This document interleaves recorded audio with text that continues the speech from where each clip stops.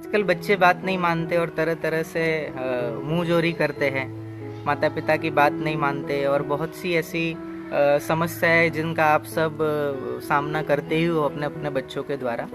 तो ये कहीं ना कहीं माता पिता की अवहेलना, धर्म को न मानना, ये ऐसी हिंसक वृत्ति अंदर, ये चिड़चिड़ापन और एक प्रकार से एक वहशीपना भी होता है। हिंसकपना अच्छा उनको लगता है।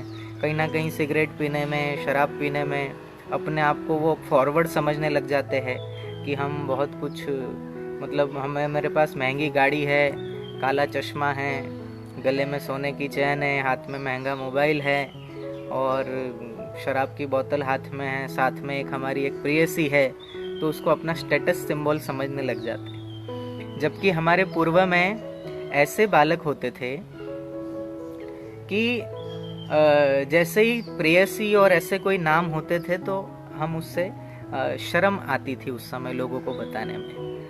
आजकल लड़कों को स्कूलों में ये चलता है, अरे तेरी गर्लफ्रेंड नहीं है, नकारा है, तेरे से एक लड़की नहीं पटी। लड़कियों में ऐसा है कि तेरे से एक लड़का नहीं पटा। तो ऐसी ये गंदी और चरित्रहीन बातें हमारे यहाँ कब से आना शुरू हुई? जब से बॉलीवुड हमारे यहाँ फैला, फला, फूला और उस बॉलीवुड में भी गंदगी भरी।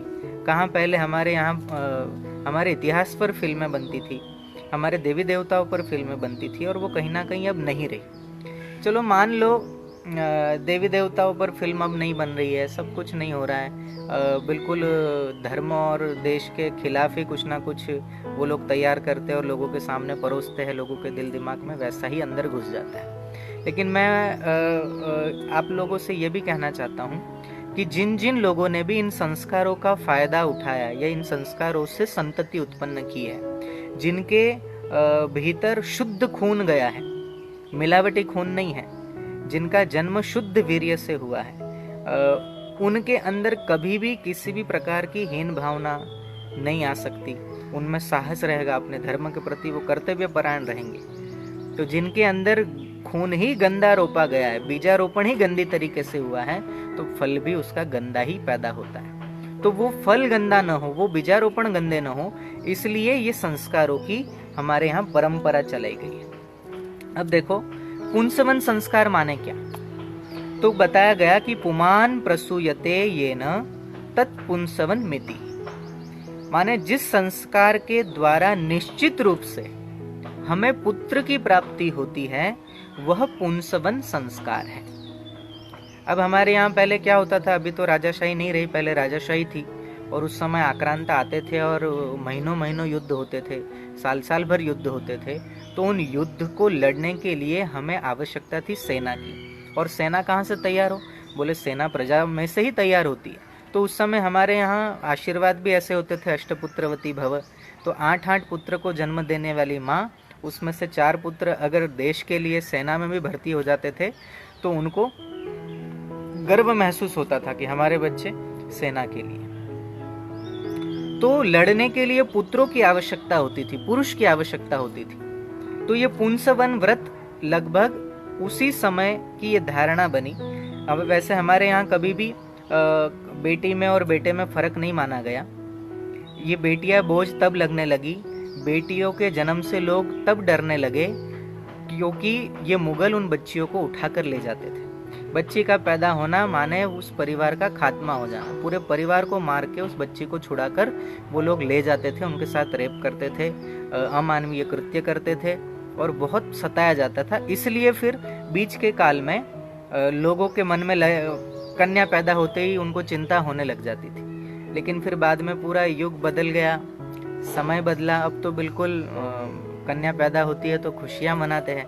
हमारे कई ऐसे अनुयायी हैं जिनके घर कन्या जैसे ही जन्म लेती है तो दुगनी खुशी मनाते हैं कि मेरे घर में माँ जगदम्बा का अवतार हुआ है, माँ दुर्गा अवतरित हुई है, माँ भगवती प्रकट हुई है। ऐसे हमारे यहाँ मानकर आजकल खुशी मनाते हैं। तो ये स्वाभाविक है, हमारे यहाँ कभी भी इस प्रकार का भेदभाव नहीं था।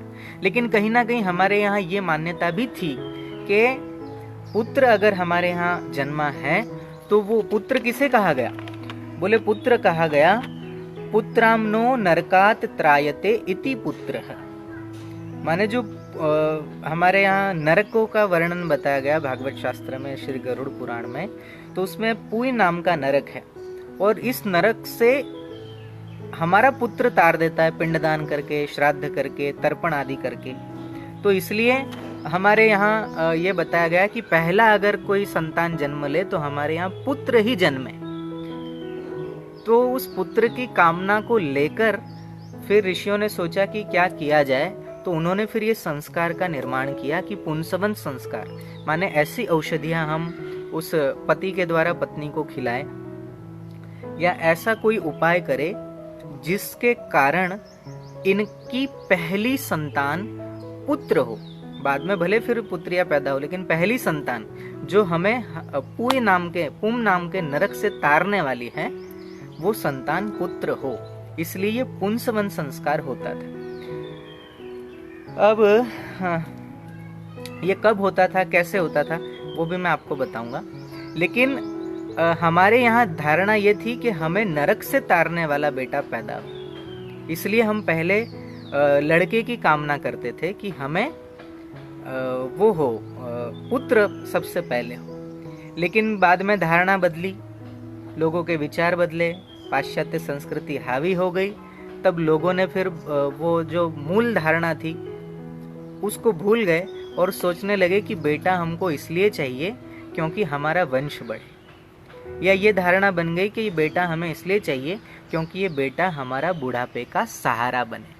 ये सबसे गलत धारणा हमारे यहाँ लोगों ने बाद में बांध ली, क्योंकि मोक्ष बोक्ष की तो इच्छा रही नहीं, क्योंकि खुद ही धर्म भूल गए, धार्मिक शास्त्रों का कभी पाठ नहीं किया, कभी संतों महात्माओं के पास गए नहीं, गुरुकुल तो पहले ही मुगलों ने और अंग्रेजों ने खत्म कर दिए थे। तो वो जो हमारी पीढ़ी तैयार हुई, जिनके पास धर्म का ज्ञान नहीं, संतों की बातें सुनते नहीं थे, गुरुकुल में कभी पढ़े नहीं थे, तो उन्होंने फिर सोच लिया कि हाँ, ये इस कारण से बेटा चाहिए जो बुढ़ापे का सहारा बनेगा। लेकिन हमारे यहाँ एक युक्ति है, एक उक्ति है जिसमें ये कहते हैं, कहावत है जिसमें ये कहते हैं कि अगर पूत कपूत तो काहे धन संचय, और जो पूत सपूत तो भी काहे धन संचय।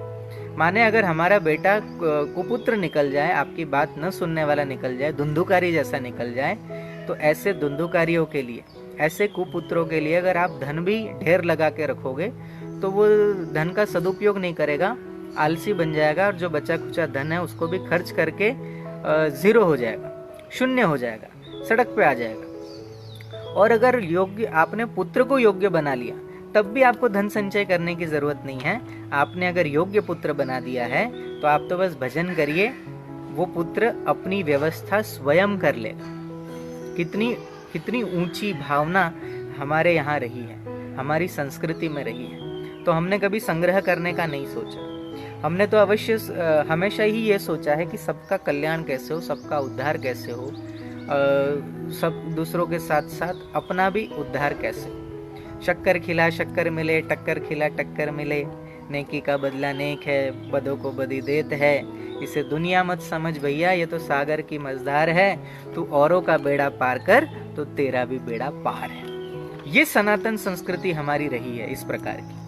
तो ये पुंसवन संस्कार कब किया जाता है उससे अब ध्यान से समझिए, सुनिए। जब गर्भ टिक जाए, कल हमने गर्भाधान का सुना, गर्भाधान हो गया, शुभ मुहूर्त में, उत्तम मुहूर्त में, उत्तम समय में, मंत्रों के साथ, भगवत पूजन के बाद, पितृ पूजन के बाद जो गर्भाधान संस्कार हुआ, उसके बाद हमने पुंसवन संस्कार कब करना है ये आगे बताते हैं। ये जब हमारा गर्भ टिक जाए उसके 2-3 महीने बाद, या जैसे ही पता चले कि अब हमारी बहू गर्भवती है, या हमारी धर्मपत्नी, हमारी सहधर्मिणी गर्भवती है, जैसे ही पता चले तो ये संस्कार किया जाता है।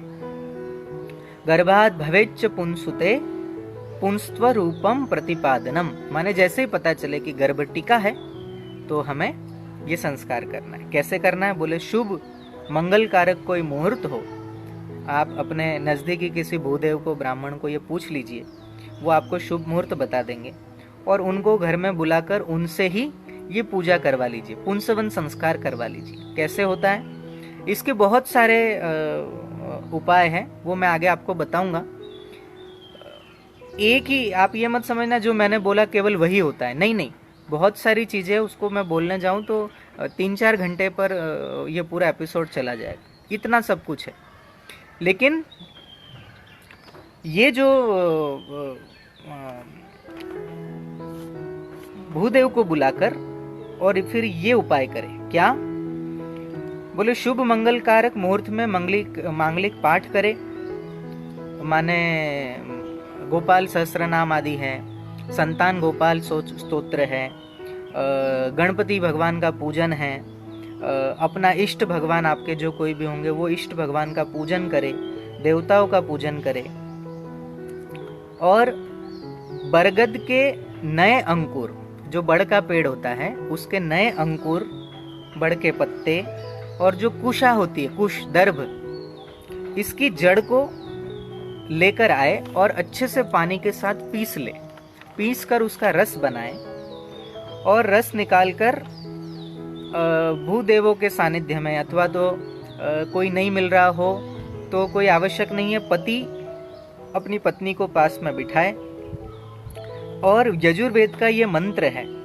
इसका उच्चारण करते हुए पुत्र की कामना करते हुए इसका उच्चारण करे, और वो रस अपनी भार्या को पिलाए, अपनी पत्नी को पिलाए, ऐसा बताया। मंत्र है ओम हिरण्यगर्भः समवर्तताग्रे भूतस्य जातः पतिरेक आसीत् सदाधार पृथ्वीं ध्यातु ते मां कस्मै देवाय हविषा विधेमः।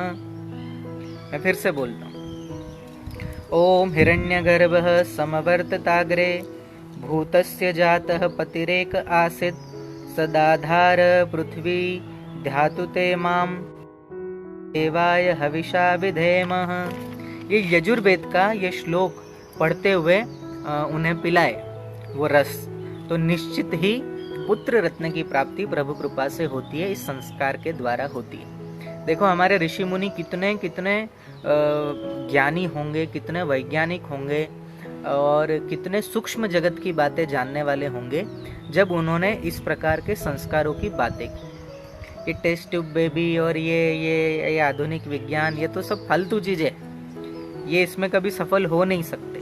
लेकिन इस विज्ञान के द्वारा आप मन चाही संतान आप प्रकट हो सकती है, मन चाही संतान को आप प्राप्त कर सकते हैं। आपके प्रश्न के उत्तर मैं अंत में दूंगा, जब मैं आपको समय दूंगा उस समय आपके प्रश्न भी रहेंगे, मेरे उत्तर रहेंगे। अभी आप केवल ये सुनते रहिए, ये बहुत आवश्यक संस्कार है। अब ये पुंसवन संस्कार जो है, इसके अन्य प्रयोग भी मैं आपको बताता हूँ। ये किसी अच्छे वैद्य हो, क्योंकि बहुत से वैद्य भी ये संस्कार करना जानते हैं जड़ी बूटियों के माध्यम से। जो आपको कन्या चाहिए तो कन्या ही उत्पन्न हो ऐसी औषधि देंगे, जिनको पुत्र चाहिए वो पुत्र ही होता है ऐसी औषधि देंगे, उसी को ये पुंसवन संस्कार कहा गया है। तो हमारे पास भी जिनको चाहिए है औषधि या वो जड़ी बूटी, तो हमारी कुछ जो नियम हम जानते हैं, जो उपाय हम जानते हैं, उसमें गर्भ रुका उसके 40 दिन के अंदर अंदर औषधि लेनी होती है। तो वो 40 दिन के अंदर अंदर ली हुई औषधि आपके यहाँ पुत्र ही उत्पन्न करेगी या कन्या ही उत्पन्न करेगी, ये पुत्री का प्रभाव है। तो वो हमसे संपर्क कर सकते हैं, या आपके नज़दीक में कोई ऐसा वैद्य हो, कोई जानकार हो, कोई ब्राह्मण हो जो इस विषय की जानकारी रखते हो, उनसे आपको फ़ायदा लेना चाहिए, उनको बुलाकर आपको ये उपाय जान लेना चाहिए। दूसरे मैं कुछ सामान्य उपाय आपको बता देता हूँ जो शास्त्रोक्त है। शास्त्र में कहा है कि गर्भाधान से कम से कम 6 महीने पहले ही आपको देवगुरु बृहस्पति का व्रत पूजन आदि करना आरंभ कर देना चाहिए। देवगुरु बृहस्पति है, गुरु हमेशा मार्गदर्शक होते हैं, इसलिए शास्त्र ने कहा कि आप 6 महीना पहले बृहस्पति आदि का पूजन करना शुरू करें, किसी ब्राह्मण के द्वारा पूजन करना शुरू करें। फिर वो छोटी जो पूजा बता देंगे वो आपको नित्य अगर आप पूजन करते हो और फिर गर्भाधान होता है तो उससे उत्तम संतान आपको प्राप्त हो सकती है। दूसरा, जैसे ही गर्भ टिक जाए और बीच में अगर जन्माष्टमी आती है तो जन्माष्टमी की रात्रि में किसी भगवान श्री हरि के मंदिर में, भगवान कृष्ण के मंदिर में, भगवान विष्णु के मंदिर में, जहाँ जन्माष्टमी का पर्व बड़े धामधूम से मनाया जाता हो, हाथी घोड़ा पाल की, जय कन्हैया लाल की आदि मंगल गीत गा गा कर जहाँ ये उत्सव मनाया जाता हो, वहाँ जाइए। वहाँ खिलौने और एक झूला वहाँ भगवान को अर्पित करिए। ये भी एक प्रयोग है। और भगवान से कामना करें कि हे प्रभु, हमारे गर्भ में जो भी संतान आए वो माता पिता की आज्ञा का पालन करने वाली हो, हमारे वंश को बढ़ाने वाली हो, हमारे कुल की गौरव गाथा या हमारे कुल का नाम रोशन करने वाली हो, देश धर्म और संस्कृति की रक्षा के लिए हो। ऐसे आप भगवान से प्रार्थना करें, ये भी उपाय है।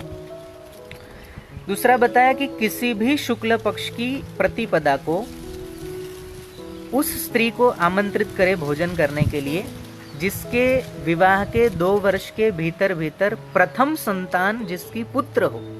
ऐसी स्त्री को आप बुलाकर भोजन करवाइए, तो उससे भी लाभ होता है, उससे भी आपके घर में पुत्र आने की संभावना बढ़ जाती है, ऐसा हमारा शास्त्र कहता है।